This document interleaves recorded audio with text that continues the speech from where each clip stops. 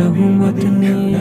তোমার জন্ম হলো মা আমিনার ঘরে, তুমি এলে ধরার বুকে রহমত নিয়ে।